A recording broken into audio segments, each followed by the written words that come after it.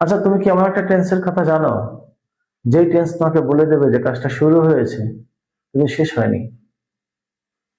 হ্যাঁ, এটা এমন একটা টেন্স যে টেন্স তোমাকে গল্পের শুরুটা বলবে, কিন্তু সে গল্পটার শেষ হবে না, শেষটা বলবে না। এবং সেই টেন্সটার নাম হচ্ছে পারফেক্ট কন্টিনিউয়াস টেন্স। একমাত্র টেন্স যে টেন্সে একই সেন্টেন্সে তোমাকে দুটো সময় নির্ণয় করা হয়। যে সময় শুরু হয় সেই সময়টা একটা, আর সেটা শুরু হয়ে চলতে থাকে, অতীতে শুরু হয় এবং সে বর্তমান পর্যন্ত চলতে থাকে। গল্প কিন্তু শেষ হয় না। তো আজকে আমরা সেই গল্পের বিষয়গুলো সম্পর্কে জানবো, যেটা হচ্ছে পারফেক্ট কন্টিনিউয়াস টেন্স। তো লেটস স্টার্ট। তো পারফেক্ট কন্টিনিউয়াস টেন্স সম্পর্কে আলোচনা করতে গেলে প্রথমেই আমাদের আসে প্রেজেন্ট পারফেক্ট কন্টিনিউয়াস টেন্স। তো প্রেজেন্ট পারফেক্ট কন্টিনিউয়াস টেন্স দ্বারা ওই সব কাজগুলোকে বোঝানো হয় যা অতীতের একটা সময় শুরু হয়ে বর্তমান পর্যন্ত চলমান অবস্থায় থাকে। তো সেখানে পাস্ট সময় এসে শুরু হয় এবং সে প্রেজেন্ট সময় এসে চলমান অবস্থায় থাকে। ওদের স্ট্রাকচার হচ্ছে subject plus have been, has been, main verb ING plus object.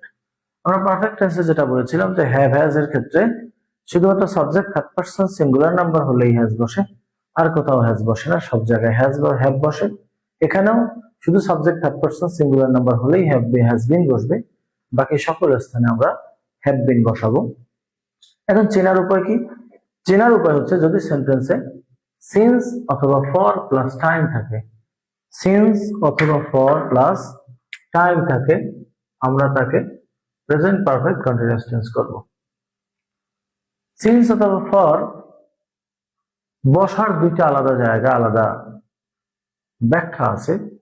যদি আমাদের রাইট ফর্মস অফ ভার্বস এর ক্ষেত্রে ব্যাখ্যার প্রয়োজন নেই, কিন্তু প্রিপোজিশনের ক্ষেত্রে তোমাদের এই প্রয়োজনটা পড়তে পারে। যেটা একটা হচ্ছে পিরিয়ড অফ টাইম, একটা হচ্ছে point of time. Period of time হচ্ছে যদি কাজ শুরুর সময়টা সুনির্দিষ্ট ভাবে থাকে, সেটা হচ্ছে পিরিয়ড অফ টাইম। যেমন আমি যদি বলি আমি 3 ঘন্টা ধরে বই পড়ছি, তো এখন যদি 10টা বাজে, আমি বই পড়ার কাজটা শুরু করেছি 7টায়, সুনির্দিষ্ট ভাবে আছে। আর পয়েন্ট অফ টাইম হচ্ছে যদি অনির্দিষ্ট ভাবে থাকে, সময়টাকে মুহূর্তটা উল্লেখ থাকে। যেমন আমি সকাল থেকে বই পড়ছি, সকাল থেকে বৃষ্টি হচ্ছে, কাজটা শুরু হয়েছে সকালে, চলমান অবস্থায় আছে এখন পর্যন্ত, কিন্তু সকালের কখন?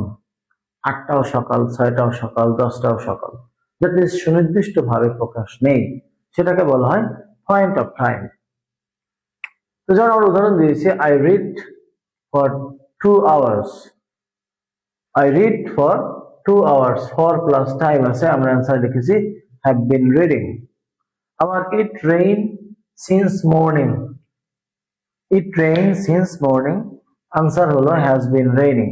তাহলে সকাল থেকে বৃষ্টি হচ্ছে, সকালের সময়টা কিন্তু অনির্দিষ্ট ভাবে আছে, কিন্তু আমি যে 2 ঘন্টা ধরে পড়ছি, তাহলে আমার পড়ার কাজটা শুরু হয়েছে 2 ঘন্টা আগে। তো প্রেজেন্ট পারফেক্ট টেন্সে আসলে এর চেয়ে বেশি কিছু আলোচনা করার বলার নেই, শুধুমাত্র আমাকে খেয়াল করতে হবে সিন্স অথবা ফর প্লাস টাইম আছে কিনা, তাহলে আমরা সেটাকে প্রেজেন্ট পারফেক্ট কন্টিনিউয়াস টেন্স করব। এখন আমরা আলোচনা করব পাস্ট পারফেক্ট কন্টিনিউয়াস টেন্স সম্পর্কে। পাস্ট পারফেক্ট কন্টিনিউয়াস টেন্সে কি আছে? Subject, had been, main verb ING, object. শুধু একটা অক্সিলারি ভার্ব হ্যাড বিন লিখতে হবে। কি কি থাকবে সেখানে আমাদের দেখো, যদি সেন্টেন্সে since oblique for plus last plus time, present perfect continuous এবং পাস্ট পারফেক্ট কন্টিনিউয়াস মধ্যে পার্থক্য হচ্ছে শুধুমাত্র লাস্ট। সিন্স অথবা ফর থাকবে, প্রেজেন্টেও থাকবে, পাস্টে থাকলে আমাদের শুধুমাত্র এর সাথে একটা লাস্ট যোগ হবে। যদি সিন্স অথবা ফর এর সাথে লাস্ট যোগ হয়, লাস্ট থাকে, আমরা তাকে পাস্ট পারফেক্ট কন্টিনিউয়াস টেন্স করব। যেমন I play for last 3 hours, I had been playing, আমি গত 3 ঘন্টা ধরে খেলছি। গত, লাস্ট, এই লাস্ট শব্দটা ব্যবহার করার কারণে সে পাস্ট পারফেক্ট কন্টিনিউয়াস টেন্স হয়েছে। যদি লাস্ট শব্দটা না থাকতো আমরা প্রেজেন্ট পারফেক্ট কন্টিনিউয়াস টেন্স করতাম। ফিউচার পারফেক্ট কন্টিনিউয়াস, আমি একটা কাজ করতে থাকবো, আমি সকাল পর্যন্ত বই পড়তে থাকবো বা বই পড়বো, আমি বিকেল পর্যন্ত খেলবো।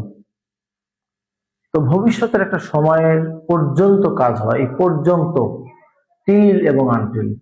টিল এবং আনটিলের কিন্তু আরো একটা নিয়ম আমরা জানি, সেটা হচ্ছে টিল এবং আনটিলের পরে কিন্তু ভার্বের প্রেজেন্ট ফর্ম হয়। আর এইখানে হচ্ছে যদি সেন্টেন্সে টিল অথবা আনটিল প্লাস টাইম থাকে, তাহলে টিল এবং আনটিলের দেখার বিষয় হচ্ছে আমাদের টিল আনটিলের পরে কি সময় আছে, না টিল আনটিলের পরে সাবজেক্ট আছে। যদি টিল আনটিলের পরে সাবজেক্ট থাকে আমরা তার প্রেজেন্ট ফর্ম করব পরবর্তী ভার্বের। আর যদি টিল আনটিলের পরে সাবজেক্ট না থাকে, সময় থাকে, আমরা তাকে ফিউচার পারফেক্ট কন্টিনিউয়াস টেন্স করব। তো আমাদের স্ট্রাকচারটা তখন কি হবে, subject plus will have been, শ্যালের ব্যবহার প্রয়োজন নেই তাই আমি শ্যাল লিখিনি। Subject plus will have been, main verb ING plus object. যেমন I watch the movie till afternoon, till the afternoon, আমি সন্ধ্যা পর্যন্ত মুভিটি দেখব। I till watch the movie till the afternoon.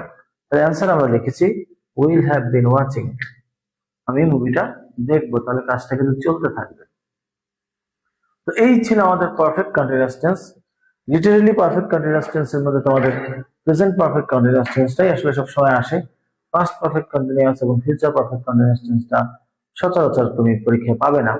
তারপরও তোমাকে অনেক সময় এডমিশন টেস্টের ক্ষেত্রে যেহেতু এক্সেপশনাল বিষয়গুলো থাকে, তখন এই পয়েন্টগুলো আমাদের আসতে পারে। এবং যেহেতু পারফেক্ট কন্টিনিউয়াস টেন্সটাও একটা কন্টিনিউয়াস, তাই এটাও সবসময় ভার্বের সাথে আমরা আইএনজি যোগ করব। তো এই আমাদের আজকে কিন্তু টেন্সের বিষয়গুলো শেষ হলো। টেন্স শেষ হওয়া মানেই কিন্তু রাইট ফর্মস অফ ভার্ব শেষ নয়, আরো অনেক কিছু আছে। তবে রাইট ফর্মস অফ ভার্বসটা ডিটেইল আলোচনা অবশ্যই করবো, এরপরে আমরা অন্য একটা গ্রামাটিক্যাল আইটেমে যাব। তো ইনশাল্লাহ আমরা আগামী ক্লাসে রাইট ফর্মস অফ ভার্বস এর অন্যান্য যে বিষয়গুলো আমাদের আছে, গুরুত্বপূর্ণ যে বিষয়, সেই বিষয়গুলো নিয়ে আলোচনা করব। সে পর্যন্ত ভালো থাকুন সবাই। আসসালামু আলাইকুম।